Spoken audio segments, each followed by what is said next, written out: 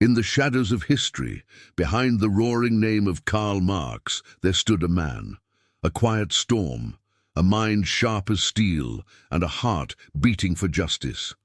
His name? Friedrich Engels. He didn't just help write the book that started revolutions.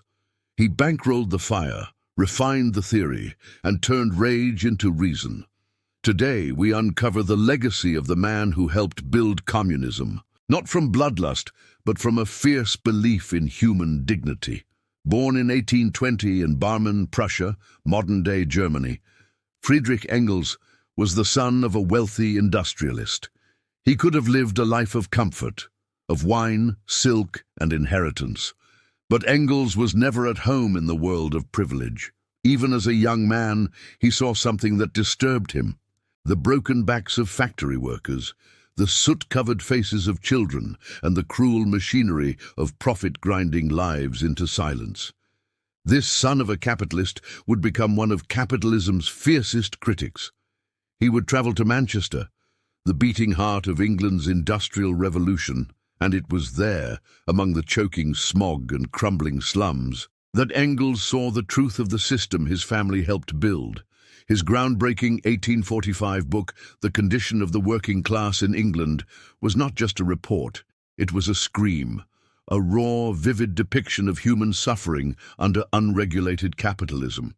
This was no theory, this was evidence, and from that moment forward, Engels' mission was set. It was in Paris in 1844 that Engels met Karl Marx, a meeting that would change the course of world history. The two men instantly recognized in each other something rare: philosophical brilliance fused with revolutionary fire. Together they formed not just a friendship, but a movement. Their first joint work, The Holy Family, was a critique of contemporary philosophy. But their most important collaboration came 4 years later, in 1848, when they co-authored the seismic political pamphlet that would echo through time, the Communist Manifesto. Let the words ring again. The history of all hitherto existing society is the history of class struggles. With this opening, Engels and Marx peeled back the illusions of civilization and exposed its deepest engine: conflict between oppressor and oppressed. The bourgeoisie, owners of capital, had seized control of the world through industrialization, exploiting the proletariat, the working class. The manifesto didn't just describe a system, it called for its end. Engels helped shape the theory of historical materialism, the idea that history advances through class struggle, not divine will or heroic leaders. He also helped organize the Communist League, an underground political group whose motto, "Workers of the World Unite," became a global rallying cry. But while Marx shaped the theory, it was Engels who ensured the revolution had both a spine and a strategy. Engels wasn't just a co-author, he was also the lifeline of the Marxist project. For years, as Marx struggled financially, Engels quietly funded him, sending money, covering debts, and enabling Marx to write Das Kapital. He worked in his father's firm in Manchester, not for wealth, but for the cause, diverting his salary into sustaining their mission. After Marx's death in 1883, it was Engels who became the guardian of the movement. He edited and published volumes 2 and 3 of Das Kapital, working from Marx's incomplete manuscripts. He also corresponded with revolutionaries across Europe, laying the groundwork for what would become international socialism. In this way, Engels wasn't just Marx's partner. He was the editor, strategist, and executor of Marxist theory.